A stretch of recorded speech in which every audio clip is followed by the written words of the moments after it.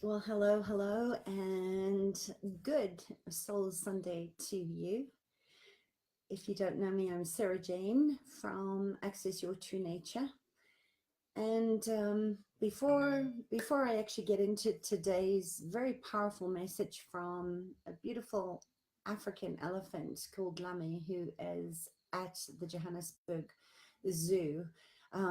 Just a quick note, public broadcast to say, please join me over on my personal page at the top of the hour, where I'm going to be talking more into energy healing and how to support animals in a good way with my dear friend Charlie Hay, who has the radio show Mind, Body, and Pause, which I'm so excited to bring to you. So please join me there. But I am I wanted to do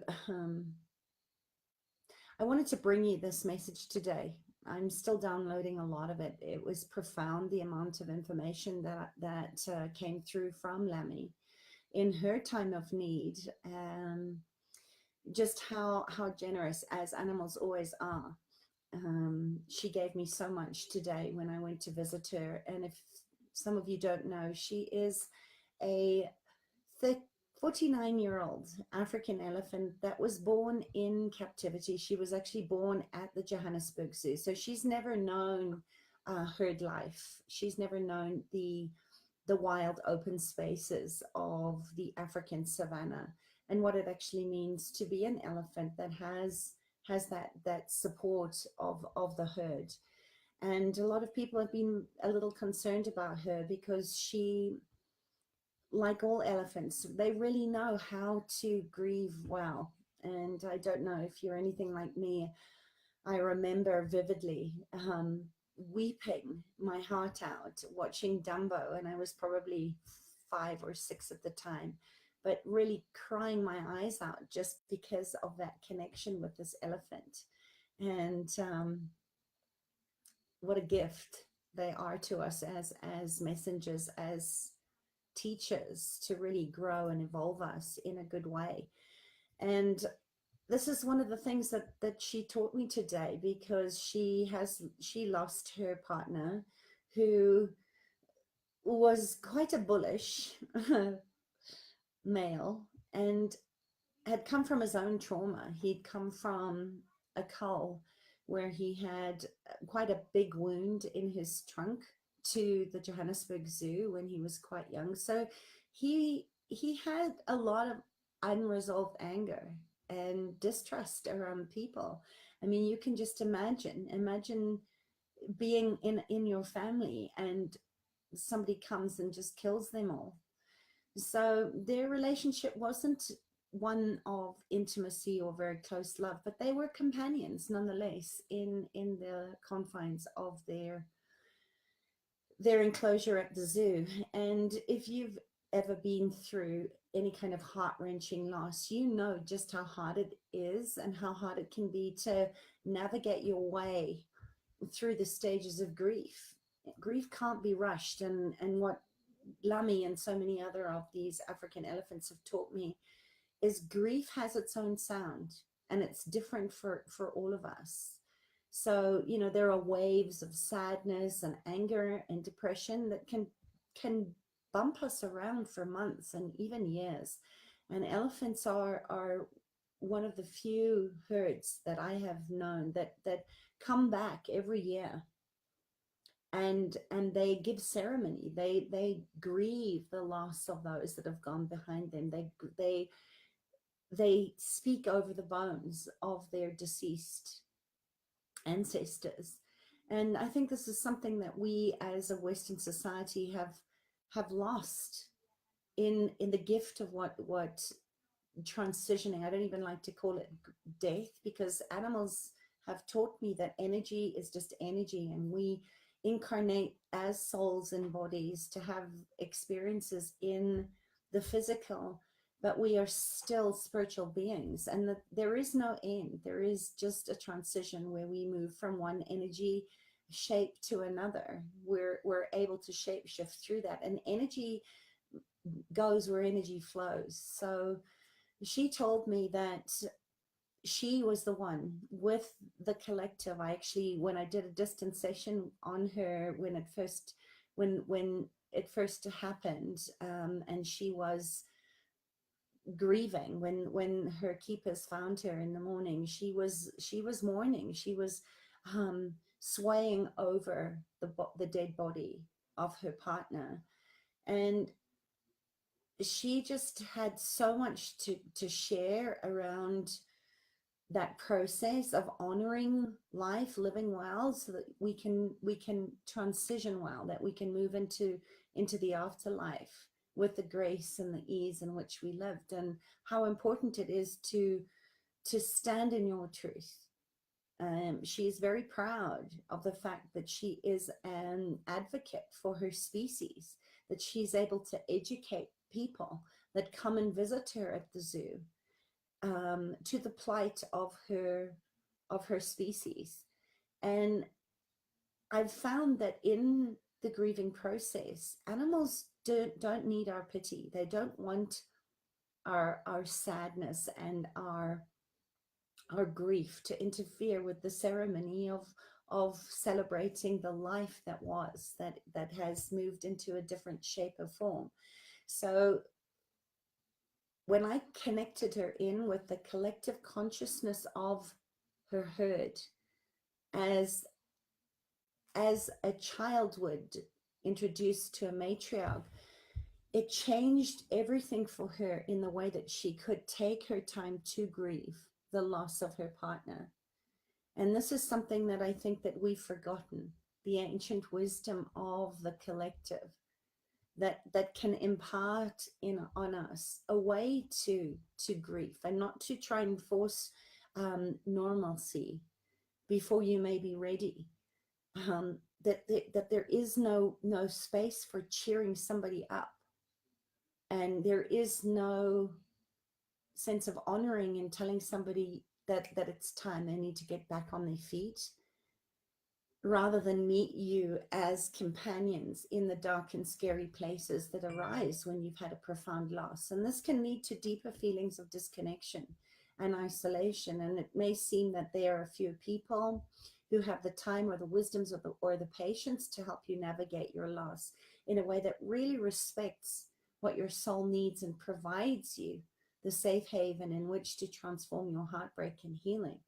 And I know that when I was at my lowest point, when I had tried to kill myself, horses saved me from myself. They were able to hold that space for me to grieve, rather than avoid or abort my natural grieving process, where I could have so easily derailed what could have been a profound healing and spiritual opening. That was a huge transformation for me. And I went to see her today, ready to hold space for her grief. And she was just so empowered in telling me that when you do experience a tragic loss, working one step at a time can play a central role in our spiritual life, since grief tends to crack us open to the depths of life in a way that nothing else can. And she was so incredibly patient in showing me, and my friend that came through with me, and her keeper Alice, that when we engage in grief, it does transform us, and we get much more real about what truly matters. We clarify what we believe in. We commit to loving more deeply, and we engage more in making a difference. And this is all she kept saying was, how are you going to live your life as a legacy? And I've heard this from many species before, and many animals before, that they need us to raise up. They need us to rise up and stand in our truth and shine our light and use our voices in a good way, not to wallow and go into anti-poaching, for example, because whenever you're against something, you become a protagonist or an antagonist, and your message never lands. So as much as I honor the work that Peter and certain of these organizations do in raising awareness to the plight of animals and the way that we treat them without regard, are doing the best they can, I often wonder how much more change we could make from a place of allowance and heart opening to bring love to hurt people who hurt other animals and innocents that cannot defend themselves.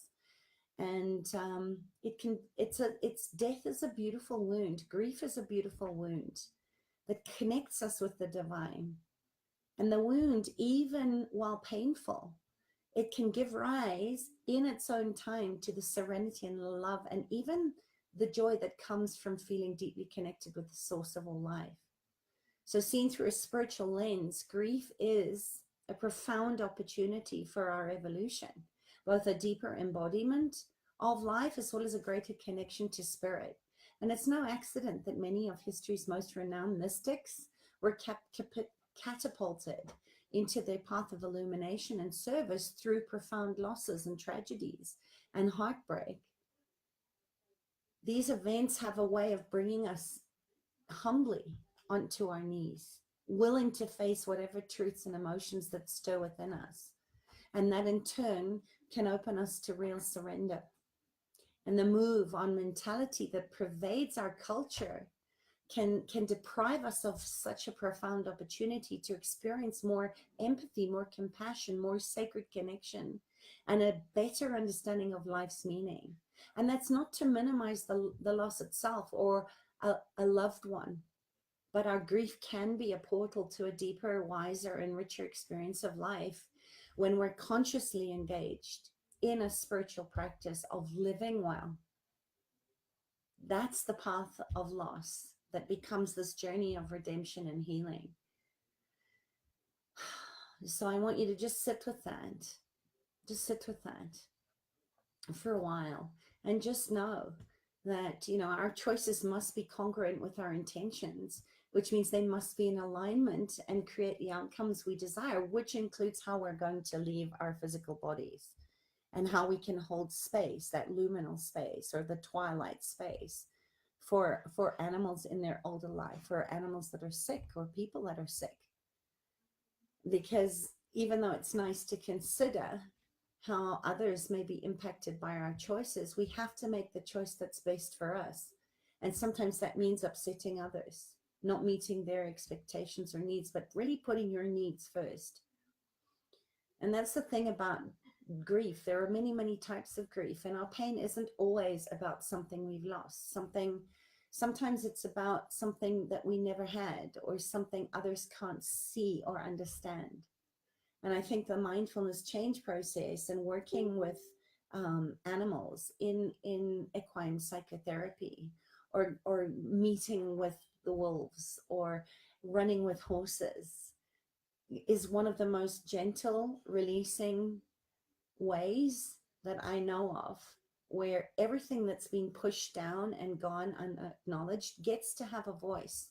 And our feelings will find their way out eventually, no matter how hard we try to stuff them down, often through illness or a relationship breakdown. But rather than having them all emerge in sort of indirect, random ways that harm us and shut us down, these processes allow you to find deep acceptance and healing and validation so that you can release in a safe and gentle way.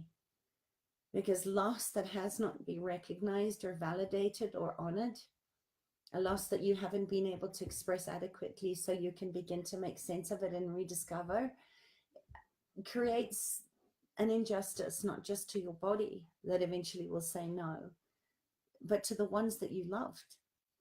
So I hope that you join me again. Let me know if this resonates with you. I need to hop off now. I'm going to go onto my personal page. So I hope you join me there with Charlie. We're going to speak more to animals and the lessons that they share. But I will go into this in deeper detail on how you can express pain and loss so that you can complete and integrate it. And really come into ceremony to receive the gifts of transition. So I hope that you'll join me with that, because I think this is a very overlooked part of living, is that we don't talk about death. As a grief doula, I know how important that is in resolving from pain and trauma, to give grief a sound, to wail well.